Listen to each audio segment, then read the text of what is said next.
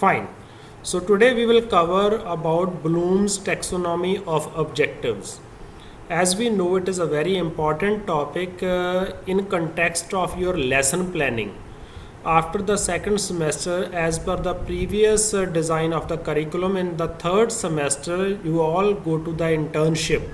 During internship, you have to plan a number of lesson plans, and each and every lesson plan and your evaluation work is directly or indirectly connected with the Bloom's taxonomy of objectives. If you have the good understanding on Bloom's taxonomy, you can get a good shape to your lesson plan. So, coming to the history of the Bloom taxonomy, आप लोगों ने पहले सुना भी होगा कि the Bloom taxonomy किसने बनाई थी, कब दी थी. इसमें एक नाम ही सबसे फेमस है, दैट इज़ बेंजामिन ब्लूम. उसने इस पे काम स्टार्ट किया.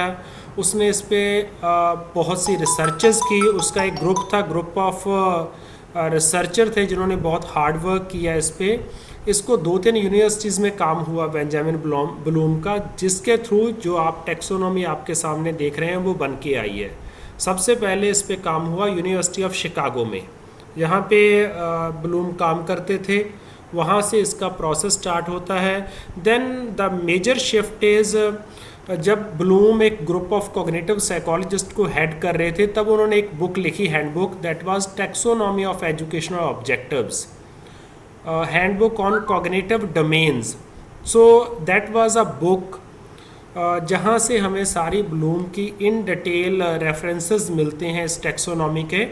उसके बाद in 1959 when Bloom was working in Stanford University, तब इसने बहुत रिसर्च किया इस फील्ड में on the cognitive level of objectives and problems in learning. So देखिए कि बेंजामिन ब्लूम ने बहुत ईयर्स के बाद, बहुत सालों की रिसर्च के बाद इस टैक्सोनॉमी को बनाया. That's why this taxonomy is very much acceptable across the globe. अगर आप किसी भी कंट्री में देखोगे, आप अमेरिका, इंग्लैंड, यूके, कनाडा, कहीं भी आप देखो, जब भी आप वहाँ के इवैल्यूएशन सिस्टम को, आप वहाँ के लेसन प्लानिंग को, वहाँ की प्लानिंग को, टीचिंग लर्निंग प्रोसेस को अंडरस्टैंड करने की कोशिश करेंगे, चाहे आप वो किसी यूट्यूब से कर रहे हैं या उनकी वेबसाइट से कर रहे हैं, you will get reference of Bloom taxonomy.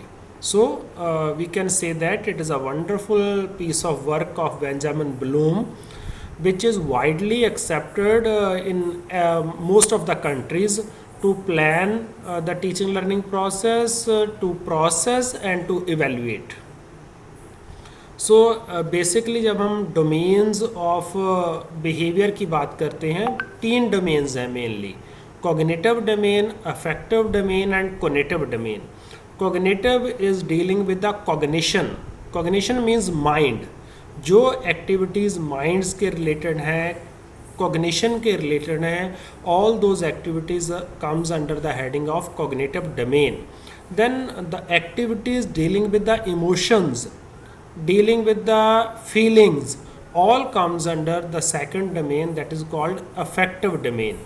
And the third one is very important domain, the activities related with the psychomotor activities are coming under the cognitive or psychomotor domain.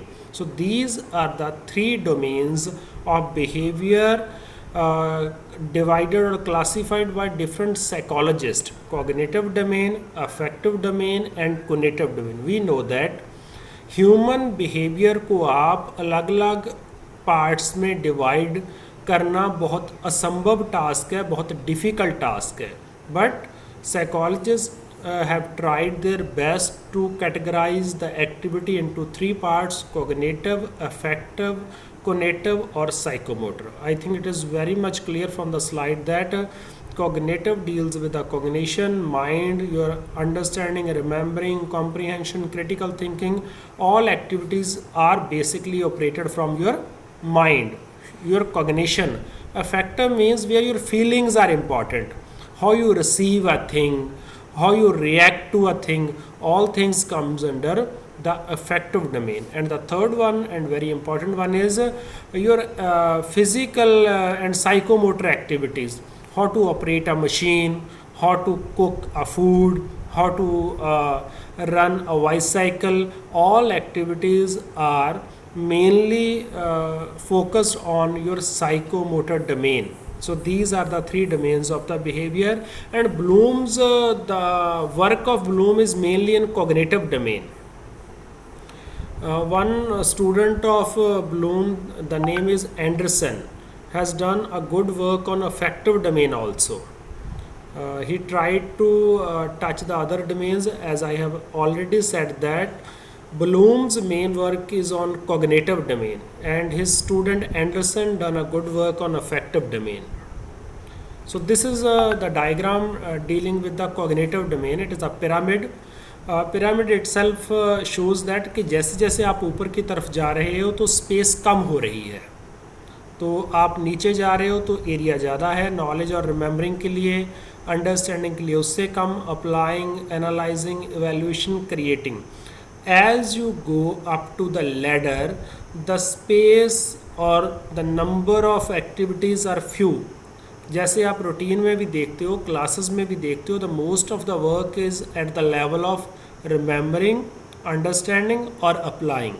We call it low order skills, and the above three skills, analyzing, evaluating, creating, are called higher order thinking skills.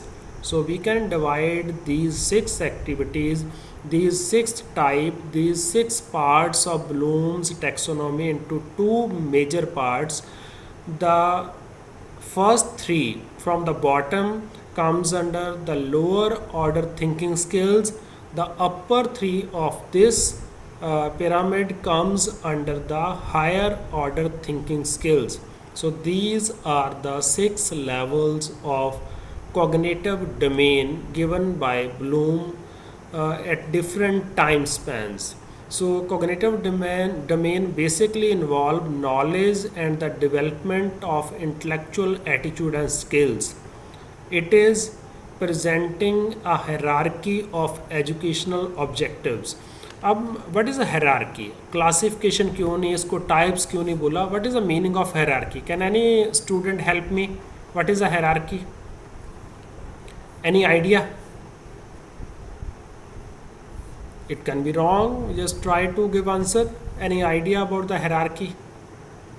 hierarchical relationship, hierarchical setup.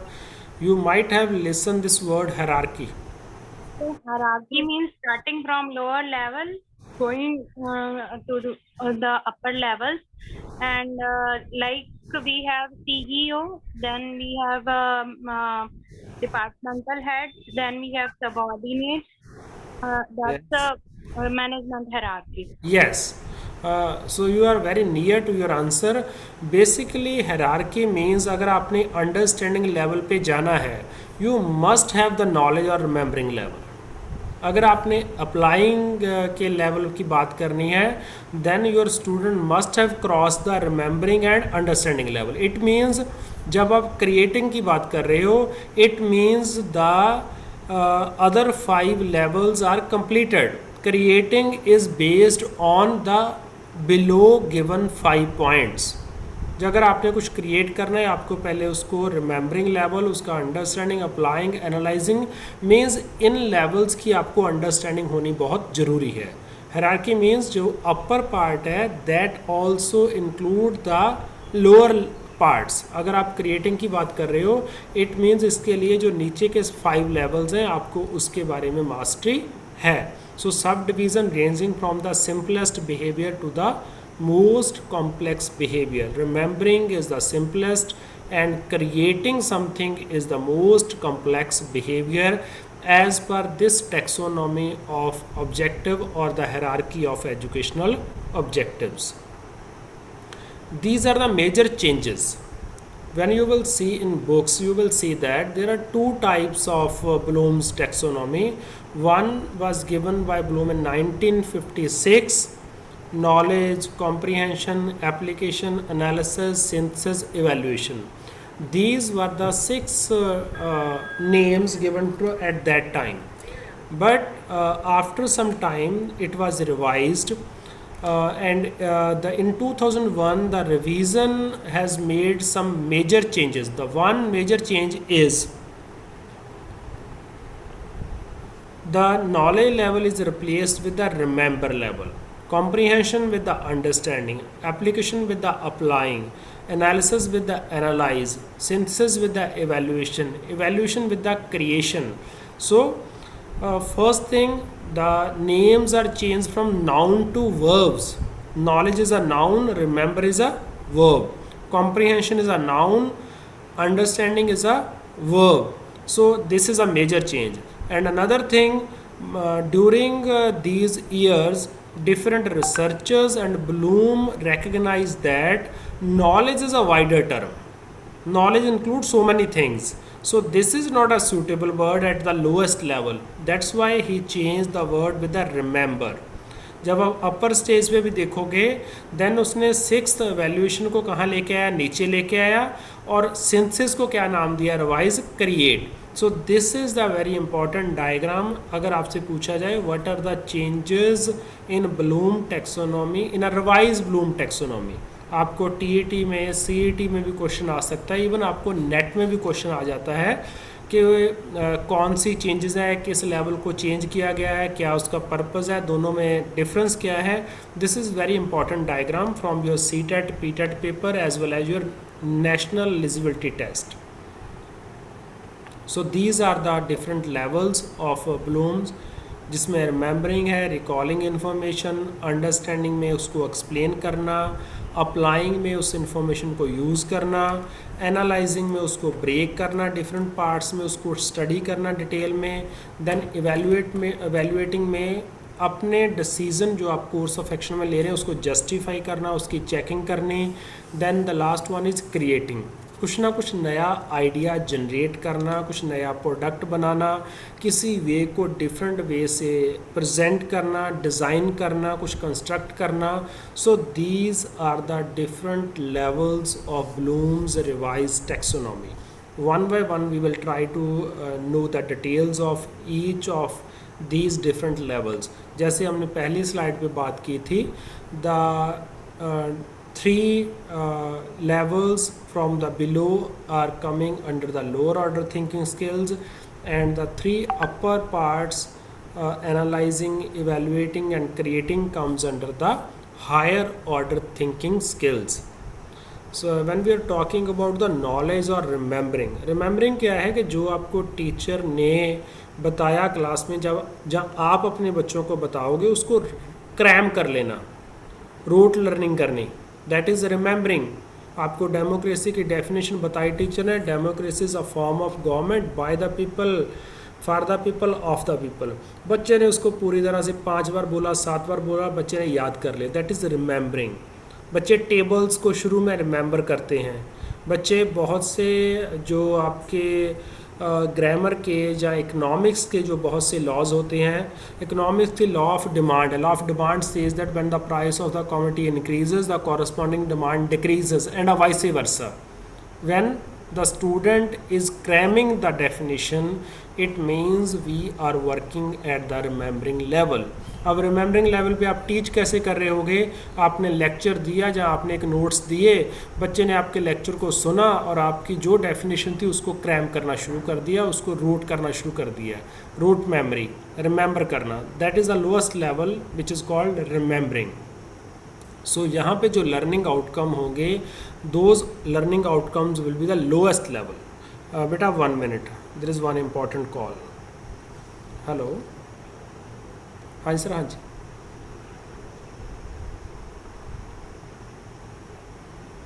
हाँ जी, हाँ जी,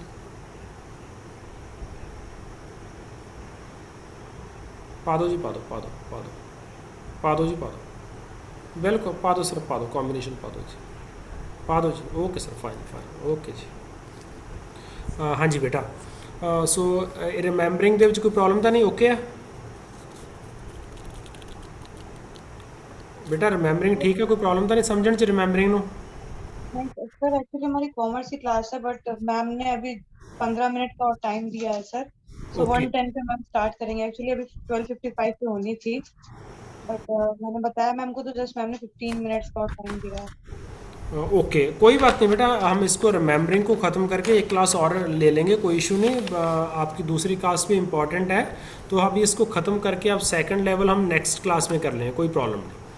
I was thinking this is very important topic for you people. We spent some time in discussion during the start of the session, और एक सभी timely join कर लीजिए जिस दिन भी क्लास का लिंक होता है। The reason being due to the office work, sometimes some people are in the office or meeting, official meeting, so कई बार क्लास मुझे odd hours में या बिना short notice पे लेनी पड़ती है। You try to cooperate with me. Then this is the slide related to remembering. रिमेमरिंग में क्या करते हो आप, रिट्रीव करते हो रेलिवेंट इन्फॉर्मेशन को। दो मेन प्रोसेसिंग है रिमेमरिंग में, one is recalling, second one is recognizing. Recognize में आप आइडेंटिफाई कर लेते हो जिस चीज़ों को आपने याद किया है, रिकॉलिंग में आप उस चीज़ को दोबारा से रिट्रीव कर लेते हो। These are the two important processes going on in the remembering, recognizing as well as recalling. So these were the few points about the remembering level of Bloom's taxonomy. The other 5 levels we will cover tomorrow or day after tomorrow. I will send a link. Kindly join at .12:20 or any other time which I share with all of you. So take your next class and best wishes. If any kind of question from your side, note down your question. In the next session, in the early 5 minutes, we will take the question answers. Okay, fine. You can leave the class better and join the next class. Sir एक और level करा दो sir, 15 minute है तो अभी फिर आप वो रनिंग में जो बना हुआ था, वो फ्लो बना हुआ था, अब इसको पूरे को बाद में करवाएं क्योंकि हमारा एक दिन लगेगा पांचों के लिए। अगर आपका कोई क्वेश्चन है इसमें से जो अभी तक हमने कंप्लीट किया, यू कैन आस्क। आपको एक बात क्लियर होगी कि ब्लूम टैक्सोनॉमी शुरू कैसे हुई है। उसकी रिसर्च थी बहुत ईयर्स की, उस रिसर्च के पॉइंट ऑफ व्यू से इसको